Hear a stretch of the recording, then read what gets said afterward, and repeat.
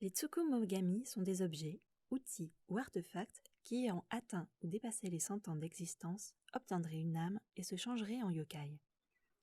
Il est possible de penser que tout cela viendrait d'une vieille croyance populaire, laquelle dirait que tout ce qui atteint 100 ans devient un monstre.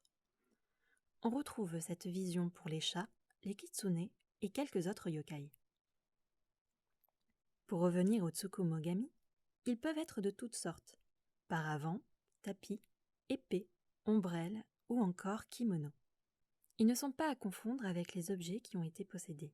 Il s'agit bien d'objets ayant gagné leur âme de par leur grand âge, et uniquement cela. Il s'agit également de yokai de la catégorie des obake, c'est-à-dire des yokai pouvant changer d'apparence. Bien qu'ils gardent la forme de l'objet qu'ils étaient, il leur pousse quelquefois des membres ou des yeux. Si la plupart sont très pacifiques, voire plutôt farceurs, il arrive cependant que certains soient profondément rancuniers. Devenus agressifs envers leurs propriétaires, voire les humains en général, ils sont attisés par la vengeance suite à un abandon ou une vie de maltraitance.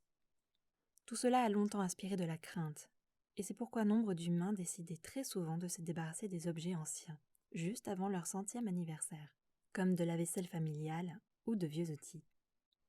Mais en abandonnant les objets à la hâte, on encourait justement la colère d'un tsukumogami revanchard qui n'aurait pas supporté l'idée d'être abandonné, après des décennies de loyaux services. C'est pourquoi il existe quelques rituels pour pouvoir se protéger de ce type de yokai, voire empêcher un objet d'en devenir un.